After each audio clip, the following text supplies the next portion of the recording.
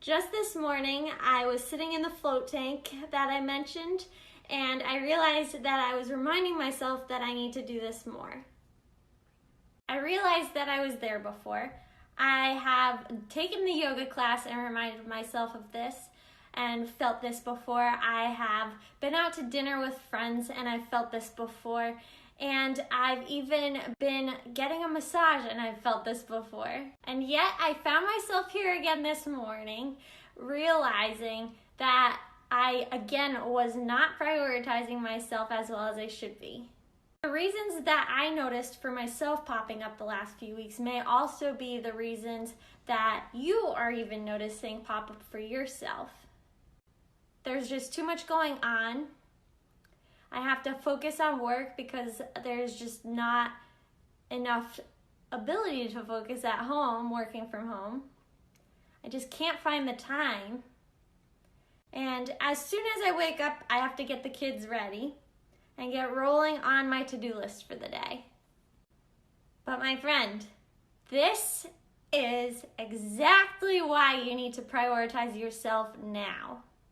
This is the way that you can have more confidence, time, and motivation for life. And it all comes down to input versus output. We've all heard of the fill your cup demonstration and filling your cup first so that you can better serve others. But do you really understand what that means? So let's look at the facts. I'm going to show you exactly how this works. Here's a half-filled glass. It's actually more like 3/4 of the way filled. And these are your partner and your 2 children here. In your mind, your 2 kids come first, so we'll put them in the front.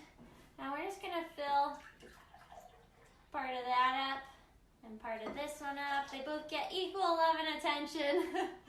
And now whatever else you fill up with your partner so that they get probably about as much as the kids. So this is all you have left for yourself.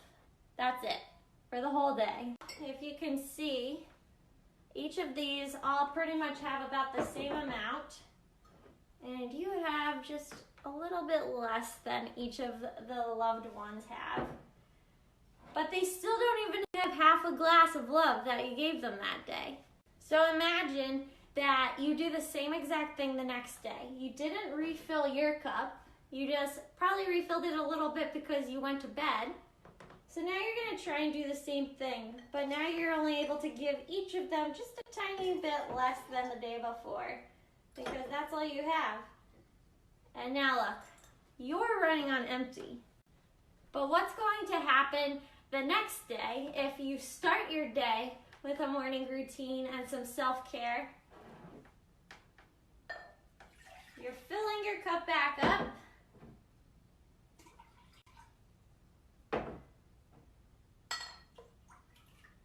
And I'm just gonna fill it a little bit more to the top.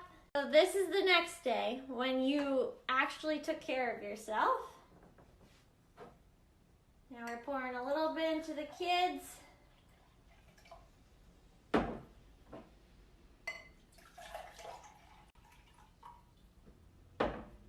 A little bit to your husband or your partner, and you have about the same amount that they have now. So that day you actually had a little bit more to give them because you gave to yourself. This brings me to the question, how do you decide what to do and when?